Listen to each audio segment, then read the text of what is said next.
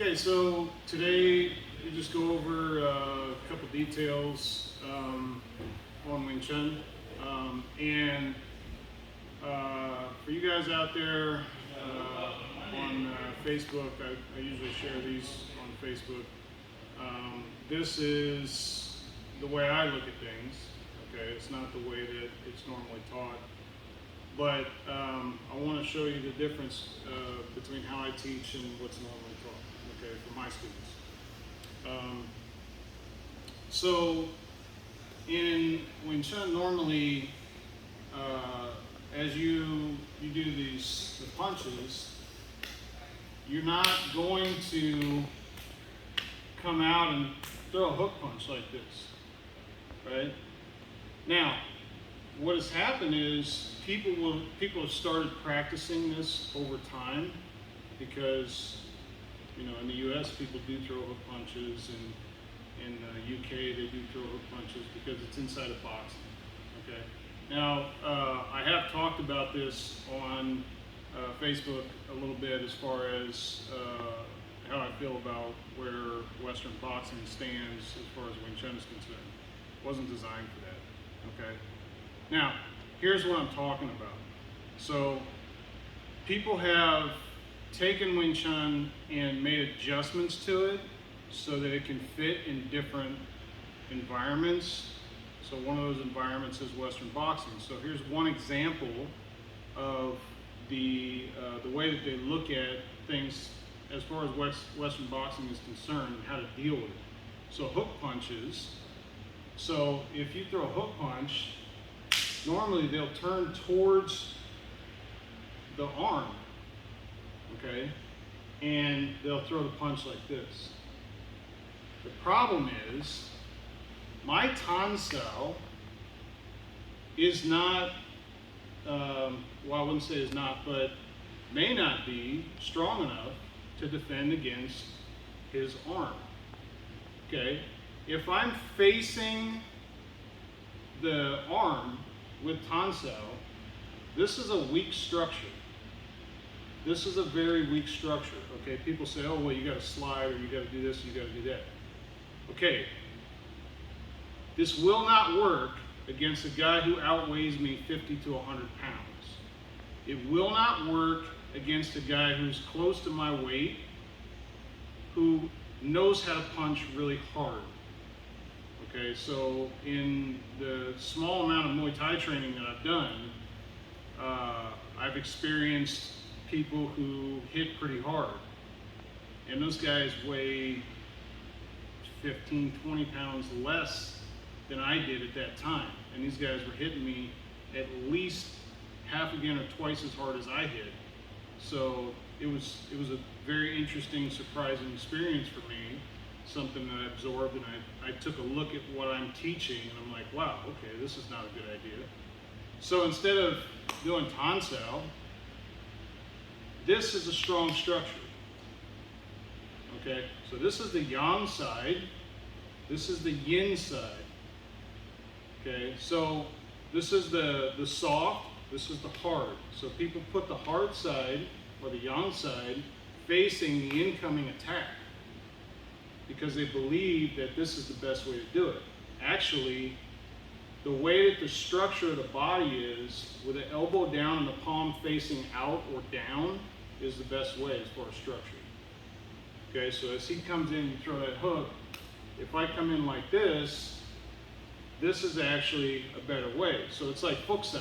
So Fuk Sao is like this. So it's just, Fuk Sao is cover hand. Okay, it's cover hand. So I'm just going to cover that up. But there's a problem with that too, because if his energy is coming at me harder than my energy of just putting my arm there, let's say he hits hard, the energy is going to go straight back down my arm into my neck, and it's going to move me. So if he's really big and strong, it's not going to work, because he's going to, number one, he's going to hit my arm. I'm not going to be able to absorb it. It's probably not going to hurt me. It's not going to hit me in the face, because this is a stronger structure this way than it is this way. However, it's going to move my body. So if he does that, then my balance is off. Okay, so people say, oh, well, your root's not that good. Well, it's not about your root, okay? It's about how hard this person hits. That's what it comes down to. Okay, so let's say he doesn't uproot me because, you know, my root, which is my stance, my structure on the bottom, is really good. My body's still going to move on the top. Okay, so as far as centerline theory, there's different ways to look at centerline theory. So centerline basically is one way of looking at it. Centerline, your spine and everything needs to be in alignment. So if you look at it like this, if I'm in alignment, from the top down to my hips is all in alignment. If they move me, now I'm out of alignment. So my alignment is normally like this, right here, and they move my body. Now my spinal structure is not set up so that I can support incoming energy as well. So the center line has been moved. You understand? Yes, sir. Okay, so this is the first problem. So we have adjusted, well, it's actually the second problem. The first problem was the concept. So we adjusted it by putting the arm facing outward, with the yin side facing out or down, and the yang side facing basically up or back towards me. Okay, so if I go like this versus like this, this is very weak, this is very strong. Okay, so the problem with the technology that's set up in the system of Wing Chun, in my opinion, is that it wasn't designed to deal with this kind of a thing. So the third problem, as you punch, in slow motion you punch, I'm facing away from center. This goes against the Wing Chun concepts. Okay? So people say, oh, it's okay because my hand is still hitting him. No, actually it's not okay, because you're chasing the hand. They say you're not supposed to chase the hand. This is one version of chasing the hand. They say, okay, well, it's okay because I dealt with the structure and I did a tanda. Okay, so you punch. All right. What am I going to do if he throws a punch on the other side? So this is how people practice. So you throw a hook on the other side, then we change. And then he throws another one, then we change. Okay, so I'm doing this standing in front of the guy. So I shouldn't be moving away from center. So this is center, facing him. My center versus his center, or my center moving him away from facing me. So facing needs to be there. If I change my facing, then this is going away from what's supposed to be the Wing Chun concepts. I'm supposed to be facing center line. So to me, this is a violation of the concepts. So if that's not the correct way to deal with it, then how do you deal with it? The way I was taught to deal with this punch is like this. But you don't deal with it just putting your arm up there. And it's not something that you're going to slide. It's not something that you're just going to put a structure up there. Okay, I'm not going to put a structure up there. I'm going to hit. And this is where Fa Ching comes in. Okay, you have to practice the Fa Ching in order to match his power. Because he weighs, what, 30 pounds more than me? I weigh 210. So he's 210, I'm right about 170. Okay, so he's 40 pounds heavier than me, just by overall mass. Okay, so his punches are going to be harder than my energy. So his energy coming from his arm is going to be more than my energy, just as far as mass is concerned. So then, if he knows how to punch, if he's done any kind of training and got some skill, it's going to be even more power. So this is a problem. Most people train with the idea that the person that is punching, they're going to be able to easily overpower them because that person hasn't done any training. Okay, that's fine. It's not a problem. But if you run into somebody who has had boxing training, which is pretty common in the United States, then you're going to have an issue, right? You run into somebody who's gotten in a lot of street fights because they have a bad temper, then you're going to have a problem, okay? So in what I teach, along with the Wing Chun, we teach the training of the Samchen and the explosive energy release. So this type of stuff, okay? So the energy transfer goes into his arm. Okay, I let go of the power and I put it into his arm as it comes in. So you're going to go ahead and throw, punch. He punches again, punch again, here. So if I can catch it right, again, and I can neutralize the power, punch.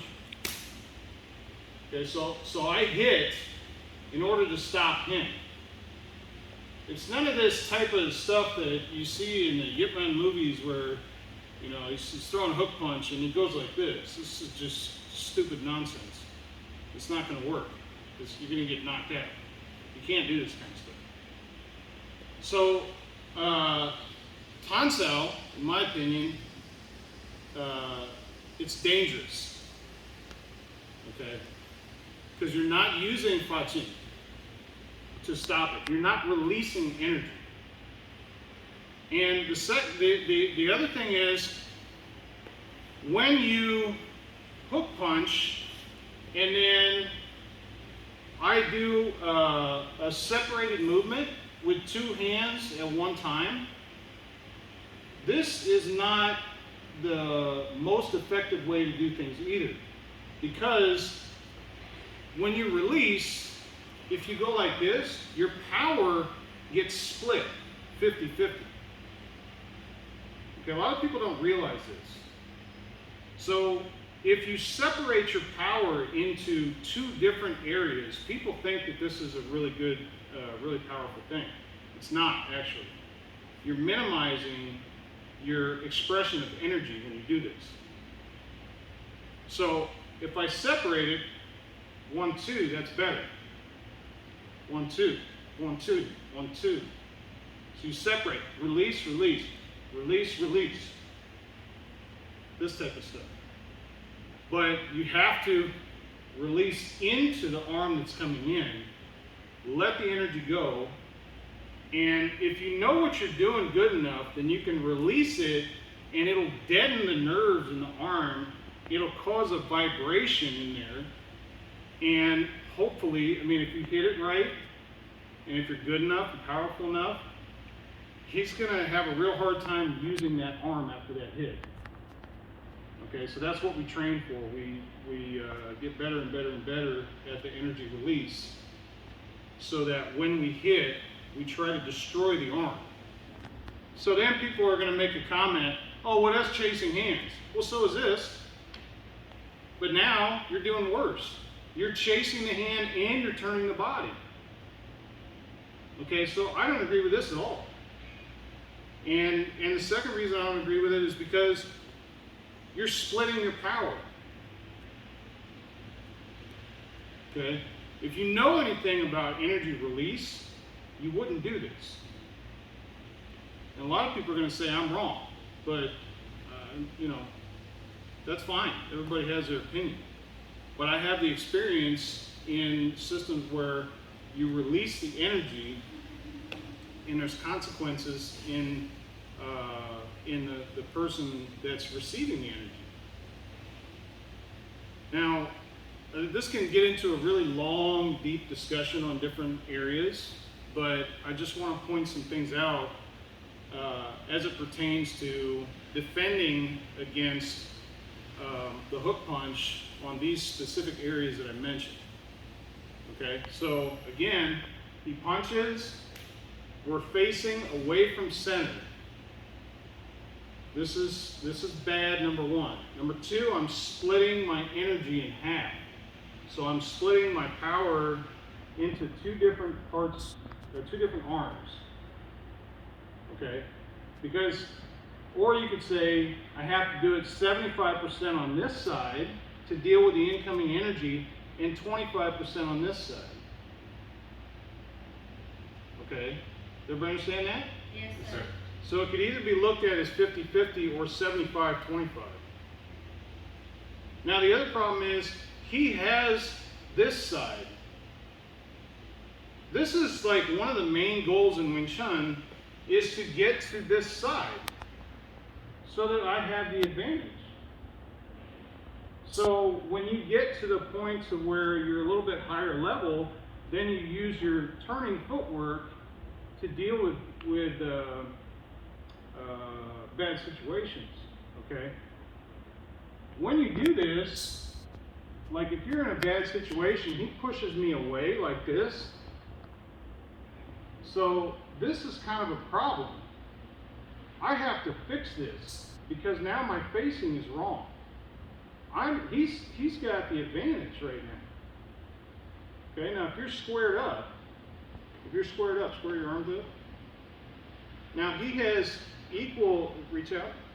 He has equal ability with both hands. So it's the same distance with both hands. He can't do that if he was in the position he was just a minute ago. Okay, now if this is a regular guy, he goes back to the other position. Now he's got a power hand. Okay, so what he'll normally do is he'll let go of this momentarily and just, pow, just jack you, right? This is a problem. So I have to get his hand off of me and turn back to center. So this is where this footwork comes in.